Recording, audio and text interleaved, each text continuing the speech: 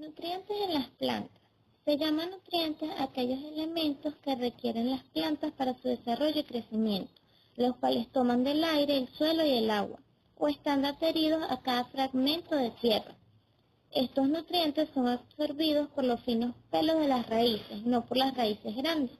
Aún los árboles muy grandes tienen pequeños pelos finos en las raíces para absorber los nutrientes y los nutrientes se vuelven disponibles para las plantas a través de la desintegración de minerales y la descomposición de la materia orgánica. En los criterios de esencialidad está la deficiencia o falta de un elemento imposibilita a la planta de completar su ciclo biológico.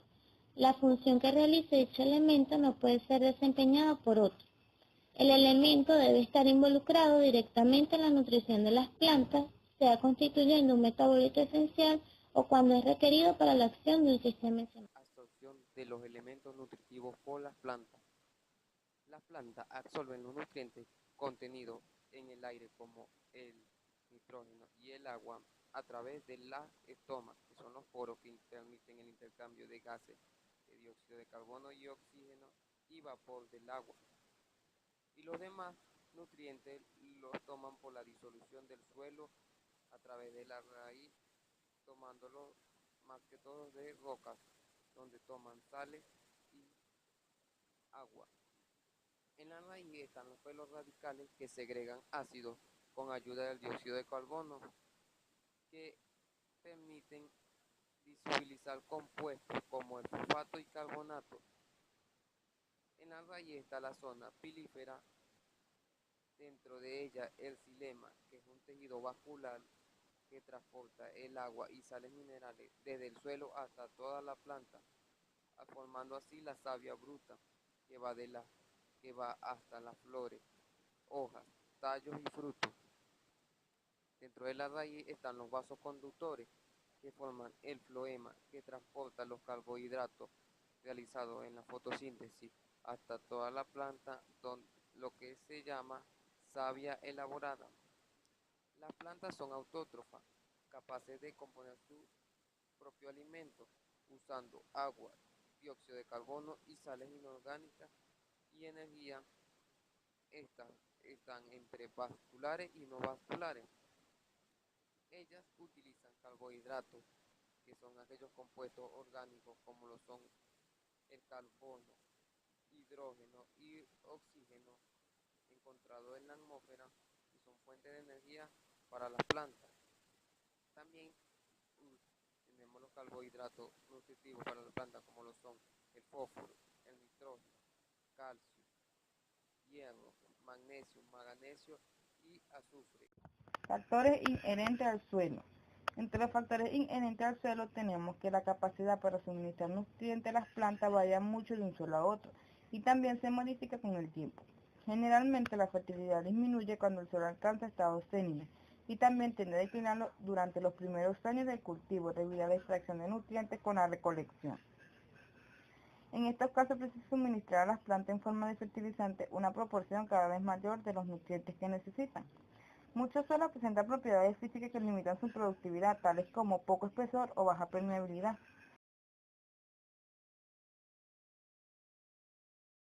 Muchos suelos presentan propiedades físicas que limitan su productividad, tales como poco espesor o baja permeabilidad. Las plantas cultivadas en los suelos no prosperan tanto como en situaciones normales y responden poco a las aplicaciones de fertilizantes. Por eso se debe usar una cantidad óptima de abono en estos suelos. En estos casos, el agricultor debe aplicar las dosis de fertilizantes más. Factores que influyen sobre el grado de absorción de los nutrientes. Las plantas absorben los nutrientes por medio de los numerosos pelos radicales que poseen las raíces jóvenes, las cuales se renuevan continuamente por tener una vida un poco corta. Sobre el mayor o menor grado de asimilación o abstracción de los nutrientes influyen numerosos factores inherentes al medio, particularmente la estructura del suelo. Tiene una gran influencia directa e indirectamente en el crecimiento de la raíz. Suelos arenosos. Este tipo de suelo ácido, preferido por muchas plantas, pero en general carece de nutrientes. Suelos limosos. Son suelos muy fértiles dado su grado de humedad y nutrientes. Por supuesto, la absorción será mayor porque la raíz podrá profundizar y absorber agua y nutrientes con más facilidad. Suelos arcillosos. Este tipo de suelo tiene gran poder de retener agua y nutrientes, pero tiene una baja porosidad, así que es difícil trabajarlo. La absorción de los nutrientes por la raíz es mínima, ya que no tiene una adecuada aireación y por lo tanto se puede pudrir la raíz. pH del suelo.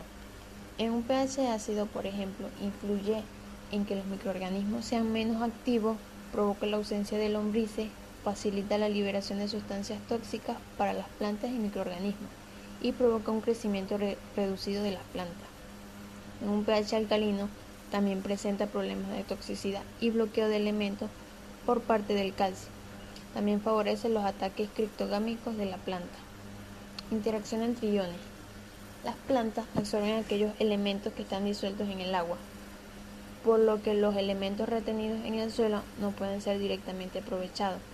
Sin embargo, en determinadas ocasiones, estos elementos pueden pasar al agua que hay en el sustrato y por lo tanto pueden ser asimilados por las plantas. Cuanta más cantidad de cationes pueda retener un suelo o sustrato, mayor será la capacidad de intercambio catiónico del suelo. La proporción en que se encuentran los cationes en el suelo dependerá de la estructura de dicho. Absorción de elementos nutritivos. Las plantas absorben los nutrientes contenidos en el aire a través de las estomas de las hojas, y los demás nutrientes se absorben generalmente desde la disolución del suelo a través de las raíces. Los elementos nutritivos que se toman del suelo proceden de las rocas, menos el nitrógeno que procede del aire, que al degradarse lentamente se convierten en compuestos solubles, quienes se disocian en el agua del suelo en iones positivos e iones negativos, para luego así ser asimilados bajo esta forma por las plantas. Las plantas absorben los nutrientes por medio de los numerosos pelos radicales que poseen las raíces jóvenes, las cuales se renuevan continuamente por tener una vida de unos pocos días. Estos pelos radicales segregan sustancias ácidas que contribuyen a solubilizar compuestos difícilmente solubles, tales como los fosfatos y los carbonatos. También en esta acción de solubilización interviene el dióxido de carbono, que es producido por la respiración de las raíces. En cuanto al clima, los factores que más influyen sobre la absorción son la temperatura y la humedad. A medida que aumenta la temperatura, se incrementa la absorción debido a una mayor actividad bioquímica, hasta llegar a un límite óptimo por encima del cual decrece progresivamente hasta paralizarse. Por el contrario, ocurre con las temperaturas bajas, que además de dificultar la actividad bioquímica, provocan una disminución de la solubilidad en la disolución del suelo. De igual manera, a medida que aumenta la humedad, dentro de ciertos límites, se produce un incremento en la absorción de nutrientes. Si la humedad es demasiado baja, con frecuencia el crecimiento de las plantas se verá comprometido, ya que los cultivos tardan más tiempo en obtener un tamaño adecuado para la venta. Además, a menudo se caen las hojas inferiores y el crecimiento es difícil. Se conoce como micronutrientes en las plantas, que son sustancias que el organismo de los seres vivos necesitan en pequeñas dosis. Son sustancias indispensables para los diferentes procesos metabólicos de los organismos vivos, y sin ellos nosotros podríamos morir. Estas desempeñan importantes funciones catalizadoras en el metabolismo como cofactores enzimáticos, al formar parte de la estructura de numerosos enzimas, que son grupos prostéticos, o al acompañarlos con coenzimas. En los animales engloba las vitaminas y minerales, y estos últimos se dividen en minerales y oligoelementos. Estos últimos se necesitan en dosis aún menor. En plantas son todos los minerales. Se han podido estudiar bien en ellas gracias al cultivo sin suelo. Se ha descubierto que algunos elementos se necesitan en proporciones tan bajas que un fertilizante que no los contenga en su formulación.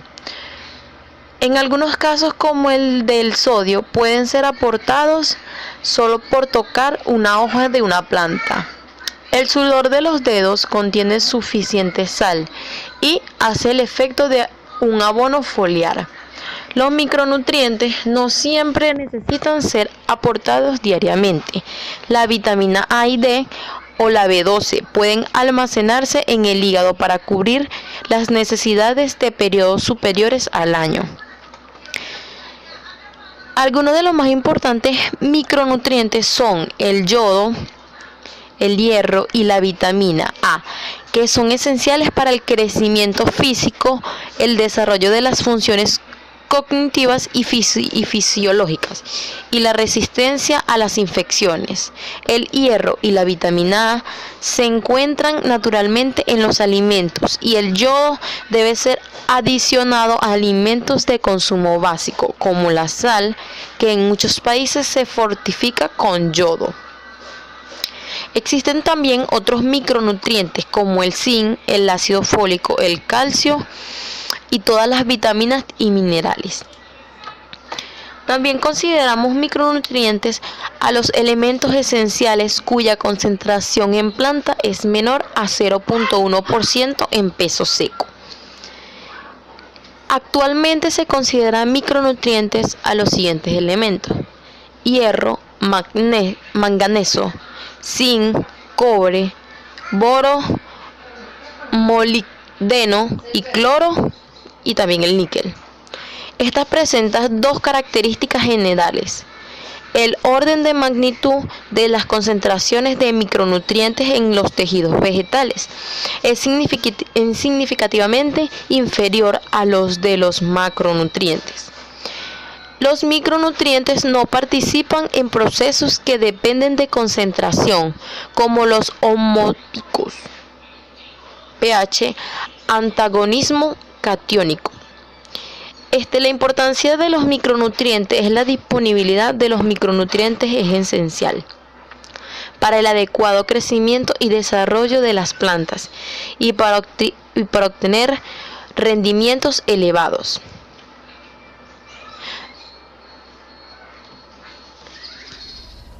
Macronutrientes son aquellos nutrientes que suministran la mayor parte de la energía metabólica del organismo.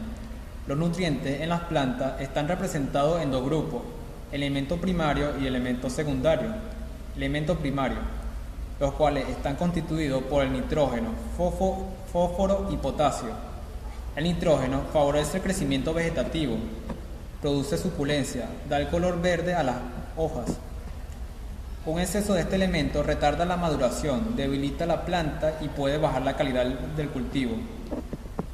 El fósforo interviene en numerosos procesos biológicos a nivel celular. Contribuye a las raíces y a las plántulas a desarrollarse rápidamente y mejora su resistencia a las bajas temperaturas. Incrementa la eficiencia del uso del agua. Potasio es el elemento esencial para todos los organismos vivos. Rol importante en la activación enzimática, síntesis de proteínas y carbohidratos. Favorece el crecimiento vegetativo, la fructificación, la maduración y la calidad de los frutos. Cuando hay deficiencia de este elemento, las hojas se tornan rojizas y algunas con bordes amarillentos y marrones. Se reduce la floración, fructificación y desarrollo de toda la planta. Elementos secundarios. Está constituido por el azufre. Forma parte constituyente de aminoácidos y vitaminas. Es constituyente de distintas enzimas. Actúa en el ciclo de hidratos de carbono, en los lípidos. Interviene en los mecanismos de oxidación, reducción de las células. Actúa sobre el contenido de azúcar de los frutos. Actúa formación de la clorofila.